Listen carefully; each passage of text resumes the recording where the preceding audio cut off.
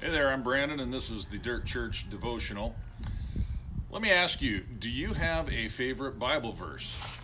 I ask a lot of people that, and I don't know, I guess I'm not really surprised the number of times I hear people say, yes, Jeremiah 29:11. Jeremiah 29:11, if you're not familiar with it, says this: I know the plans I have for you, says the Lord, plans to bless you and not to harm you, plans to prosper you, to give you a hope and a future. And that is awesome. That's great. I mean, there's no surprise that that would be somebody's favorite or a lot of people's favorite verse. But I gotta ask, do you know what it takes to actually acquire or obtain that promise, that blessing that God has for you? Because just because God has a plan and just because he makes a promise doesn't mean you're automatically, by default, going to get it. All right? Here's what it takes. It takes acceptance of God first, obviously, acceptance of Jesus Christ. But it also takes acceptance of his plan, all of it, not just part of it, and surrender to or submission to his plan, all of it, not just part of it. You can't just show up for the good times. You can't just show up for the cake and ice cream and think you're never going to have any difficulties. So, for example, I've got an example out of the book of Esther, and guys, you might have a little harder time relating to this than the ladies that may be watching this. But in the book of Esther, we see a young lady by the name of Esther whose parents have died. She's raised by her uncle, her cousin. Anyway, she's raised by Mordecai. And at some point, she gets called to essentially join the king's harem. Okay? Now, I don't know how many young girls actually dream about being a princess or a queen one day, but I do know this: most girls, most women that I've ever dealt with, and I've done a lot of weddings and counseled a lot of people for weddings and marriage and all that, most girls that I've talked to, they've got a dream about their wedding. All right, they know how they want it, the colors and the who's going to be there, and the dream man, their husband, and they even think about the wedding night. Probably the guys think about that more than the girls, but they think about this time that they're going to give themselves, their first time of intimacy with the man, and they work for that. They want that. They dream about it. Well, I'm sure Esther had the same dreams, the same hopes and desires, but guess what happened? She got called up because she was a beautiful virgin girl.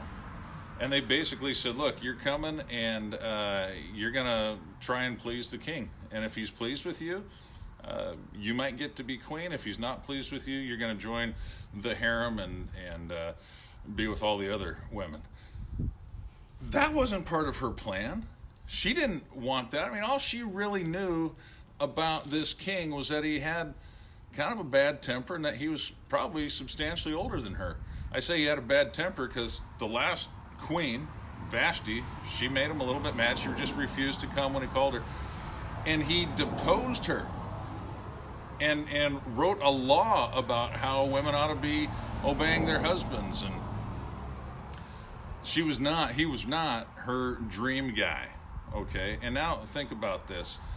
She has no choice in the situation. She didn't get to pick her husband, her potential husband.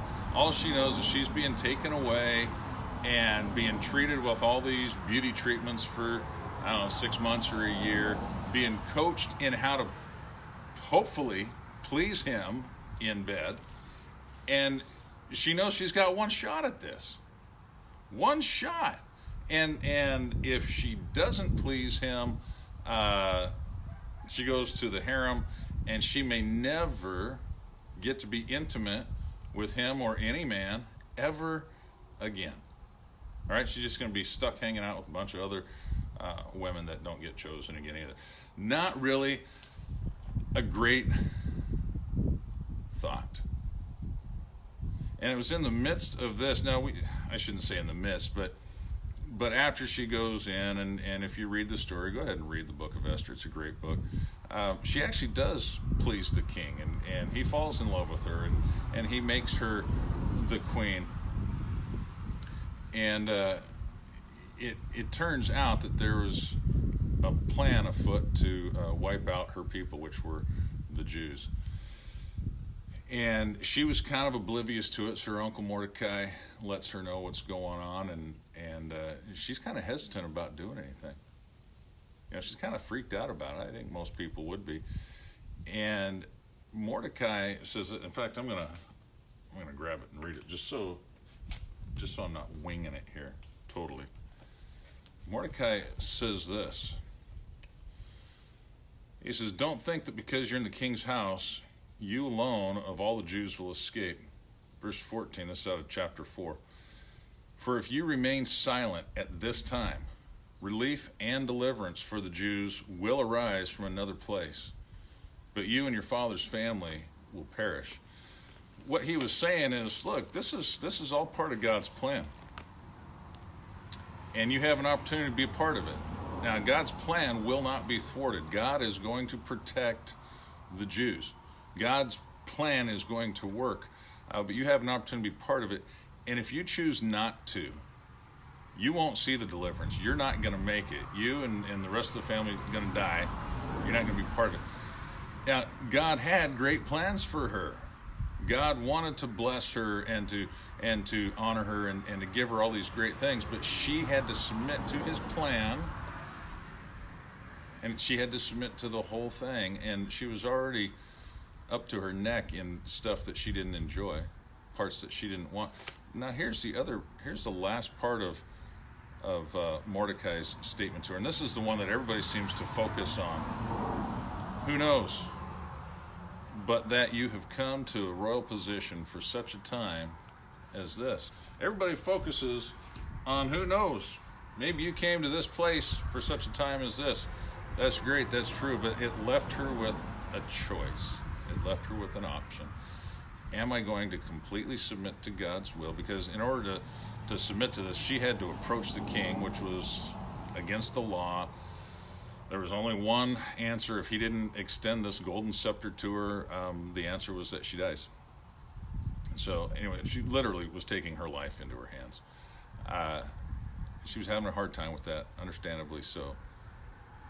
But Mordecai understood, look, this is part of God's plan. And who knows, maybe this is exactly why you became queen. Maybe this is exactly why you had to be taken away from my house at a young age. Maybe this is exactly why you went through everything that you went through, all the bad parts, all the ugly parts. This was part of God's plan to bring about the good. And if you stop now, if you're satisfied now with just being queen and watching your people die, if you're satisfied now because everything seems good to you and you want to quote Jeremiah 29:11, God's got good things in store for me, but you're not willing to completely submit to the entire plan, that's all you're going to get. God's going to do great things, but you're not going to even see it. So let me fast forward and get to the meat of it. Things might not be going perfect in your life. Maybe the plans that you had have been falling apart. Maybe you're not having any fun at all and you're starting to wonder if you really like God's plan. Maybe you've been one of these that is submitted to God's plan, but just the good parts. You don't really want to surrender to him and be submitted to the hard parts. Can I challenge you? Can I encourage you? Submit to his plan, his whole plan, the good, the bad, and the ugly.